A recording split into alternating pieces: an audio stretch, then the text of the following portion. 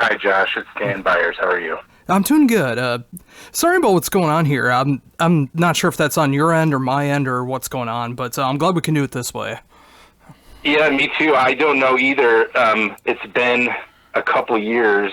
We use the Skype thing a lot for overseas and European stuff, and I've always been okay with it. I'm using the same setup, but you just never know. I don't know. It could be on my end. Honestly, I'm not really the most tech savvy guy, so thanks for calling. Oh, not a problem. I'm still glad we can do this. I mean, this is a release I really wanted to be able to cover, and I'm glad we could make this time to make it work. Sure, man. And of course, that release is Doomed Heavy Metal. I've gotten the chance to be able to check this out over the last week, and I just love what's going on here. I mean, the fact that it's such a varied release as well, too. I mean, you got an amazing cover from Dio, you got some hard-to-find songs to be able to have on there, and some live recordings as well, too. It's just great to be able to see this, a collection together. I'm glad you like it. I think it's a neat idea as well, and you've probably read that we really modeled it after ZZ Top's Fandango in that sense, and always thought that was such a cool record too, to have the live stuff and the recordings, in case you're not in the mood to listen to two sides of a live LP or whatever. And and it was a great way for us to get some other material out in this format. So we're excited about it too. Oh, that's so cool. So with that in mind, how did you decide what songs were going to be a part of this release? Well, the recorded side was fairly easy. A big part of the motivation to do it was to get the track Empty Throne, which we had done for the Decibel Flexi series, kind of out there. If you didn't get it on Flexi, you couldn't really have it. There had been some requests and some, I guess, demand is maybe a stretch, but, there had been some interest in it, and we had the track and thought, why not get that out there? Similarly, Conversation with Death was only available on a split we did with Spirit Adrift, so it wasn't widely available, not super easy to get, and, you kind of had to get it from the band at, a show. I do think maybe they were selling them online for a while, but so that was another song that we really loved how it turned out, and really not a whole lot of people had heard it until the video game came out that had it. So it was kind of strange timing because, we were getting ready to do this release, and we had also, let a video game use it. And then the video game got some pretty good coverage. And so the song, which I believe is the opening credit song, also got a little bit of attention. So that's kind of cool, right? Because if you had played the game, or if you had heard the song and liked it, now you can actually own it on a LP. So those two things were kind of the motivator. And then I think, we've always wanted to record a set and get it a really good recording and mic, everything the way that you wouldn't do it for a live performance normally. I don't know that we would have done it unless we had some place to put it, right? So then this kind of concept came alive, where we thought, well, we'll do some live, and then we'll do some of these, harder to find recorded tracks, and that's how we kind of put the whole thing together. And then, of course, the first thing that was said when we thought of that, I'm sure it was Zach, our drummer, probably said something like Fandango, which is one of our favorite records collectively. So that's how it kind of was born. Oh, I'm sorry. Go ahead. I'm sorry. Oh, I was just going to say, it's just, I really love how all that did come together. It's just people being able to discover the band from all these different places, like the video game, the fact that was used as a launch trailer and in the game itself, it's just a lot of people being able to cross over from that. And then, using ZZ Top is a good inspiration for that, because it really does all fit together really well, and you never get too much of one thing going on here, and it flows together so very well together. I mean, the fact that you can start with Rainbow in the Dark and then you have the Bereaved at the end, I mean, I love the way it turned out. I'm glad. Yeah, thank you. I think it's an interesting journey on the live side too, because It's one selection off of each record. So even though it's not necessarily chronological, it does show, the various kind of stages of the band, recorded stages of the band, and kind of where we've been on this journey and what our music was like at, each stage. So, and honestly, yeah, the variety's pretty wild. I mean, Empty Throne, when we had done that song, was certainly not like anything we had done before. Stylistically, it was definitely pretty different. And I don't think, even though it was after Hunted, I don't think it necessarily represented what was to come on Desolation either. So it's yet another kind of marker in time for the band in terms of what we were doing. And I think that's really interesting. And then the Dio cover is way out there for us. I mean, don't get me wrong, we love Dio. It's not way out there for us to do like, a metal anthem type of song, but just, like the style of that I guess type of hard rock heavy metal is quite a bit different than I guess you would say our style is. So that was super fun to do and to tune it down and to, add a little bridge section and to kind of make it our own without disturbing the integrity of a great work by the master.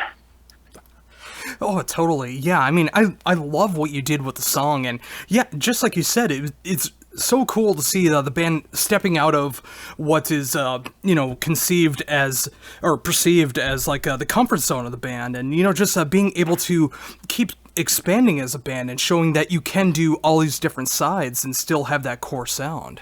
Cool, man. Well, I'm glad you feel that way. It's, I think that's how we think of it, too.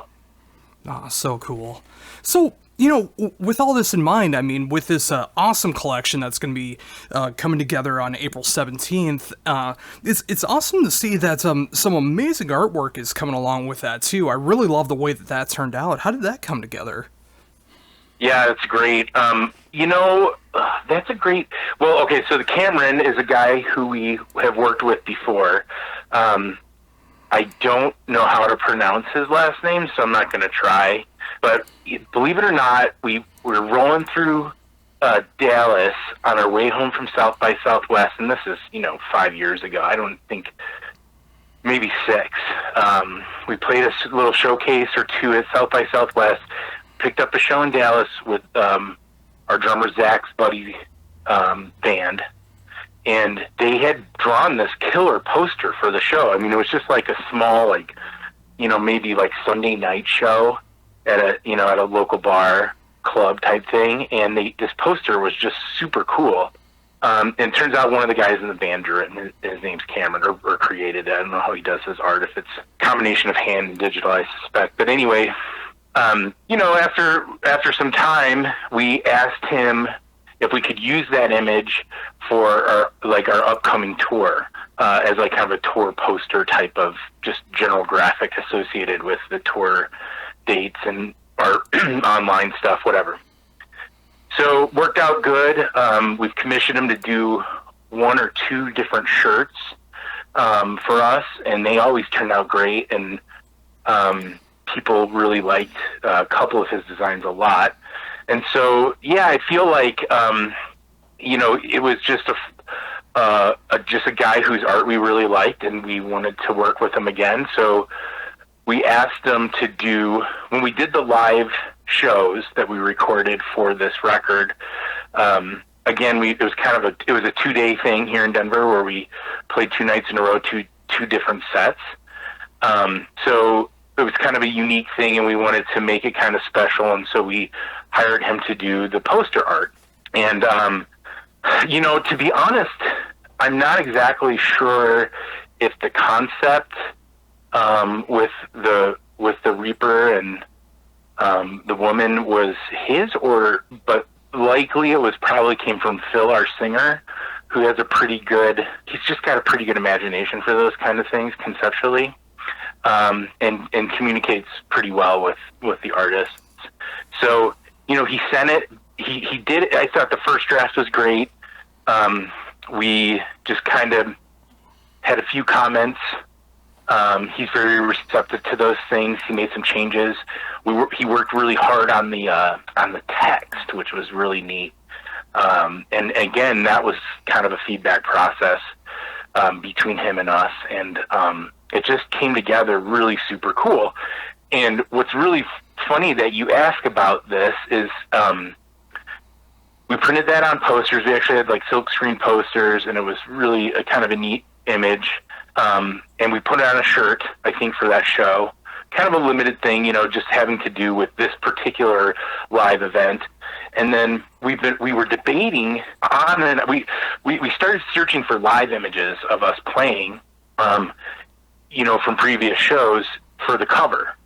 And we reached out to different photographers. We actually paid some money to get some stuff. We would contact them, say, hey, you took pictures at this show, and we saw some online, and we'd like to maybe use one for an album cover. And they, and we had to like pay for them. And we kind of got this big collection, and we started talking about it, who likes what, and what picture is this, and that guy, I'm making a dumb face in this one, let's use a different one, that kind of stuff. And while we're talking about it, we have one of the silkscreen posters hanging in our rehearsal space, and I don't know who it was, probably Ben just looked over at it, and he's like, why don't we use this? This is it. This is the image we created for this album, and we're not even considering using it. So it was pretty kind of funny. That's the longest answer you ever got for who did your art. But it was kind of funny that we were kind of laboring over what would be the cover, and then we had this image. And then we sent it to Cameron, and we said, because it was kind of it was formatted for a vertical poster. And so we asked him to kind of fill out the sides and kind of make it more of a square for an LP. And he fixed it up, and there you go. Oh. We didn't have to worry about the live photos. And, it's amazing that it does work out that way sometimes. I mean, sometimes the obvious answer, like, it just needs to hit you over the head with something like that. And, yeah. And, just, looking at it, it's just like, it looks so perfect for what's going on there. I mean, being able to have both sides, because the release has both sides of what's going on, in the studio and live, and being able to have, like, two different things going on like that, meeting together, is just like, it fits so perfectly and really fits everything together. I mean, everything about this release just feels like it's coming out at a right time. I mean, I can't wait to see what's going to be going on next with the band. Well, I know one thing that won't be happening is people won't be lining up at record stores to buy it because they're not open. So that the release kind of coming during this crisis is pretty interesting. But we know that if people are interested, they'll get their hands on it, one way or the other. Obviously, mail order is, how we sell most of our records anyway. So. Oh yeah, and there's always going to be ways to people to get it. Whether buying it online or mail order or getting through digital. I mean, whatever the case is. I mean, it's great to see that. Despite the fact that you're not going to be able to go to a store and be able to pick it up during this time. I mean, musically, it feels like some great stuff to come out right now because of everything that's going on right now. It's just like it's a lot of dark times going on, and I'm really glad to be able to hear some new, or at least a new collection of Khemmis, and being able to, just like being able to pass the time with some great music. Yeah, that's true. I guess in that respect, it is good timing because, people have more time to dedicate to music, and also music's, a great comforter for all of us when you're going through some stuff. It's, I've made it a point during this time of kind of being shut in to get through my vinyl collection, or whatever, listen to more records. Unfortunately, I maybe overdid it because my stylus broke, so I'm record free for a while. But yeah, I'm glad. I think it's a good it's a good positive spin on it. It's always hard to what a good time to release something is. It was originally scheduled for Record Store Day, which of course is canceled, but we're really happy with it. I mean, I'm pretty stoked. I think the live stuff turned out great. I think our performances were pretty good on those, and it's always a worry when you're recording live, So yeah, man, it's a kind of a fun piece that I'm just really, God, if anyone ever told me that we'd be putting out a collection of live albums and B-sides or rarities or whatever, I'd be like, give me a break. That's what like the Stones do or whatever. That's not what Khemmis does. So it's cool. It's super cool. Oh, totally. And again, it's got me excited to see what's going to be happening with you guys next on the horizon. I mean, obviously, as far as live shows, everything's either postponed, canceled, or up in the air right now. But when it comes to the next release, this is really going to be able to help satisfy me until that next release comes out. Cool, man. Well, that's good. That is kind of a bridge. I mean, when we for a long time, we thought we were going to have our next release out this year, near the end of the year, and so the release of Doomed Heavy Metal is maybe not as significant in kind of the timeline of things, but because at some point we realized we weren't going to be able to get the newest album written and recorded this year, so I think we're really fortunate that this thing was coming out when it did, just because it's going to be early next year before we release our next album. So it's a good little tide over. Kind of keeps people interested, we hope, and looking forward to the next album, which we're looking forward to as well. And it's I would say probably 50% of the way there. This kind of pandemic and the shelter in place orders have really put a damper on the writing process. I know Ben and Phil, who are the kind of the primary riff writers anyway, are making time in our woodshedding and are coming up with stuff. So on the bright side, when we reconvene finally, after everyone's, after it's safe, I think, for everybody, we should have a lot of material to work through, and hopefully have some choice selections for the rest of the album. Oh, which, sorry, go ahead. Oh, I was just going to say, I totally agree with that. And that's what's got me so excited about when all of this eventually dies down is all the new music that's going to be coming out towards the end of the year in 2021. Since we're all stuck at home, the creative juices could be flowing right there. And, so many songs are going to be written and so many ideas.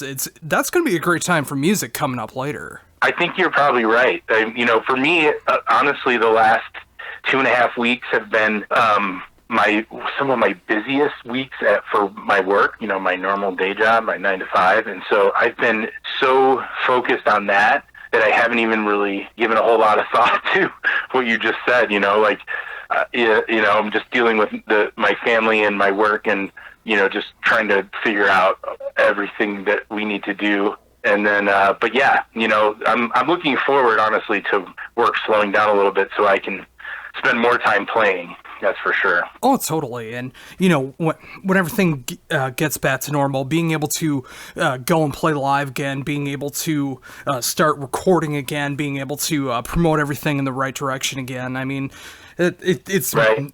Obviously right now everything is hard when it comes to that, but the payoff, hopefully, when it comes to the musical art form and everything that's going on there, will be really great when the time comes for that. Yeah, I think you're probably right. Yeah, we shall see. Oh, totally.